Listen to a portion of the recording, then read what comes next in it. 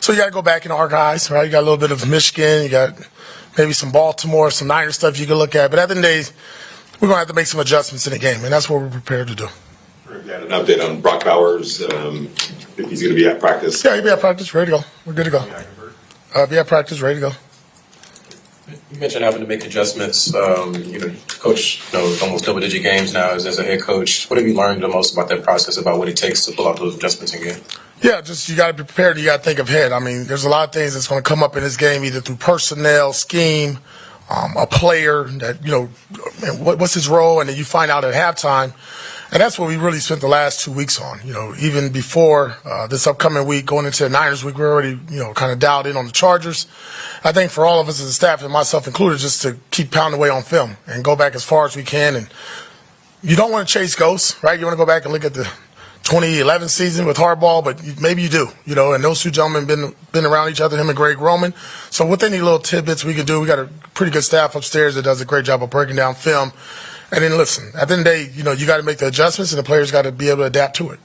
Did you guys make any team captain? Did you guys select team captains yet? Yeah, we'll probably do that later on this weekend. Is there a difference for you personally being a permanent coach in your first game this weekend versus the games you coached last year as an interim? No, I'm approaching the exact same way, to be honest. I mean, when I got the interim, I wasn't trying to give it up. So in my head, I was permanent. I know what the tag said. So, no different in my approach.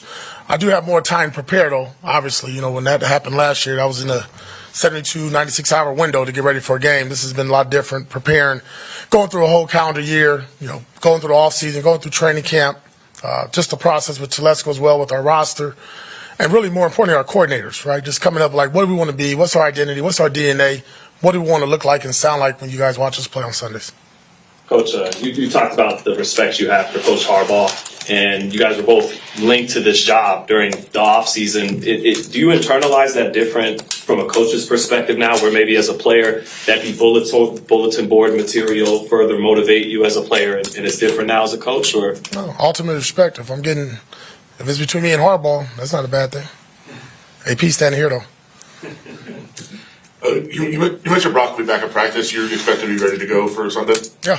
Ready to go. You talked about your career could have taken a much different trajectory. You thought about media at one point. What ultimately led to your decision in coaching? And also, you interned at Howard Stern many years ago. What do you remember about that?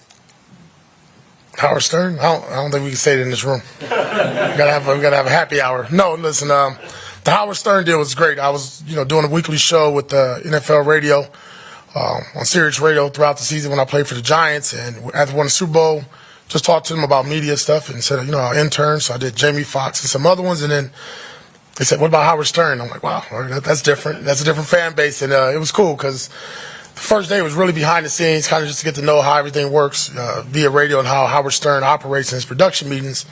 And then, when it got, behind the camera, it was special. But he's a dynamic individual, very sharp, very calculated in how he does things. Learned a lot from him. Kind of got me the urge to get into media, and why I got into media and why I stopped. I mean, I played in New York City, had a lot of cameras and mics in front of my face.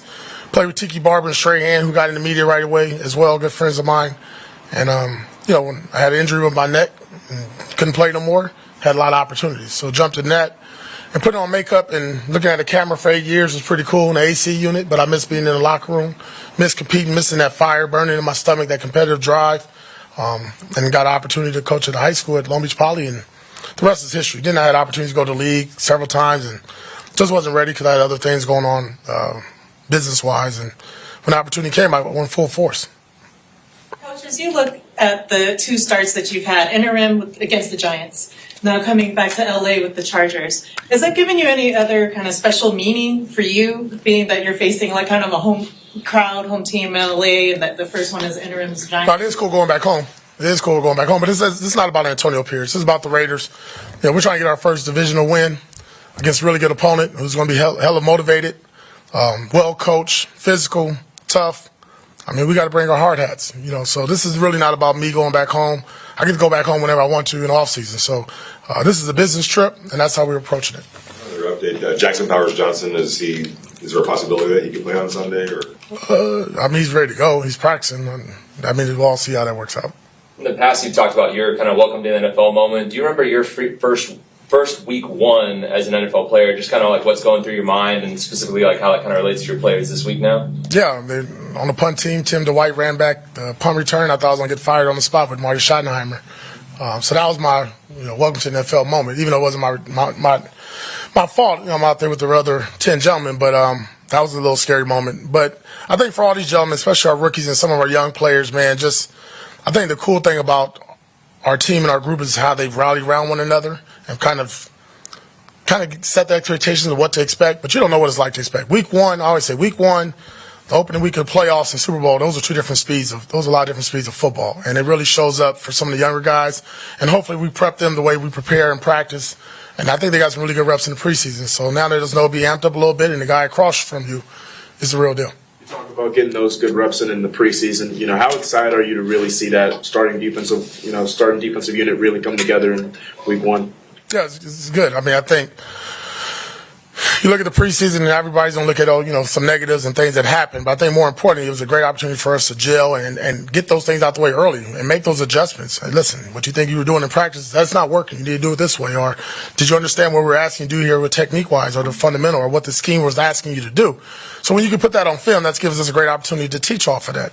But I am excited. It's a very motivated group in that room with Patrick Graham. It's an outstanding job. Of just now we're starting to turn that heat up a little bit, right? Now the pot's starting to boil a little bit, starting to simmer a little bit for these guys. And I trust our defensive staff to make sure we're ready to play on Sunday. So you guys place a lot of emphasis on starting the season fast. Yes. From your experience, what does it take to pull that off? Start the season fast. Can't beat yourself first and foremost, especially on the road, right? If I could start there. We're on the road. Can't beat ourselves. We got to handle adversity. When I talked about adjustments, that's going to come up as well. Got to be penalty-free there as well. Can't turn the ball over in good third down and red zone defense. All the things that we talked about and we worked on in this offseason and what we started with. But more importantly, man, it's less is more. I've probably said that before to you gentlemen. Sometimes when you're calling the game as a coordinator or as a head coach, you want to throw everything out there in week one. And let's be realistic. You're still like in that training camp preseason mode now, right? Because a lot of stuff, not a lot of reps are there. So allow your players to play fast. Don't sit there and make it a thinking game. These gentlemen are physically of the 1% of the world. Don't allow it to slow down mentally for them because you got all these great schemes and ideas. So allow the players to play fast. That's going to be the key for us. Tom Telesco said that this is a completely different team than last year. In what ways would you say that they're different? The roster, the mentality, how we're starting, the expectations. We expect to win. What have you seen in Gardner since you didn't with the starting quarterback 3 weeks ago? More vocal. I think when you're battling at a quarterback position, you got two guys there that were splitting time, who was talking, who's leading the pack. And listen, it's Gardner's show. He's running the show. On the other side of the ball, can you just talk about Christian Wilkins and what he's really added to that defensive line and what you think he'll add to the whole defense in general? Yeah, man, listen, it's Max Crosby inside. I mean, Max shows up at 6, Christian's here at 6. Max leaves at 5, he's here at 5.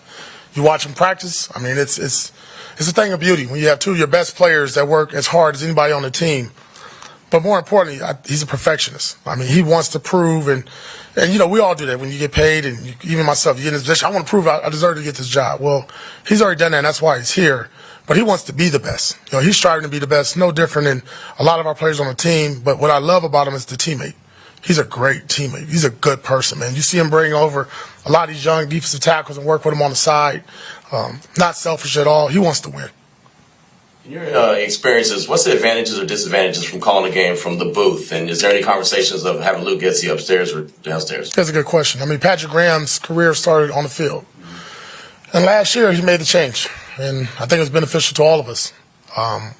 Last year when I took over, Bo called the game downstairs, and we moved him upstairs. And that was beneficial. So Luke is used to calling it downstairs, and I'm not going to change that until we need to. You guys showed last 4 games of the season with Zamir a stout running game. How important is that for that to kind of carry over day one against the Chargers? Yeah, I mean, I think early on in the season, everybody wants to establish the run and stop the run. But I think for Zamir and our offensive line, it'd be good just to establish what we want it to look like. Coming off the rock, the wide zone, hitting the edge, hitting it downhill. Zamir came back more physical, more explosive, bigger, stronger, faster. Didn't get a lot of touches in the preseason. It's just how it worked out because of the quarterback deal. But he'll have plenty of opportunities going forward. Antonio, this is more an NFL question. I'm kind of curious your thoughts on the league having a game in Brazil, second game of the year, and also the emphasis more on streaming the product to fans. Yeah, I think the Brazil game's pretty cool. I wish we were in Brazil right now. Our guys do too, but I played in the first game internationally with the Giants. We played in London. I thought that was a good experience. It's different. It was really different, but it's cool to see where the NFL wants to go, right? We boom, America done, number one sport. But to get that international, you got to go outside of our boundaries and get that fan base going. I'm looking forward to watching those two teams play. And I think streaming is no different than what you, to answer your question, just streaming. Just look at what we got here in this room. There's only 3 cameras in the back. Everybody else has a phone. That's just where it's going now. Coach, kickoff returns went from 82% to 74 to 57% by week 3 of the preseason. Do you expect that kind of trend to continue? Do you think teams are going to start kind of kicking it out of the end zone? And I guess, what do you expect to see from the Chargers, knowing you guys have a dangerous return game as well? Yeah, I think it's just going to be based off. Each team's going to be different, though. Each team is going to be different. If you got good returners, you might not want to kick it to those guys, right? Just go ahead and spot the ball at the 30 and go play football. I think it's going to change each and every week. We'll approach it differently based off our opponent. But for us, we do like our returners, and we love to bring that ball out. That's good. Okay. Thank you, guys.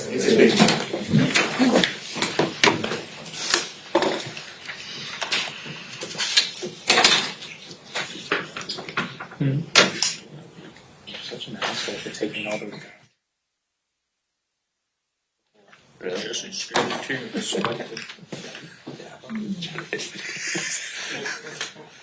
I had first for a second, part of me thought that you changed it to that. Dude, I know it doesn't work. That can't be. Because the person who created the person that created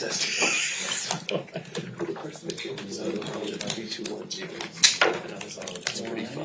But when I saw the name, I was like, make that funny. And then I saw all the opportunity. You should have left those. Yeah. I was like, what the hell? Look at me when I came up. It's fucking stupid. Yeah. I didn't see it. You're alright. Took birth before I wanted to. And paid. What's the other one? She writes. It was 3 bad. Now my hand and I put this in my hand to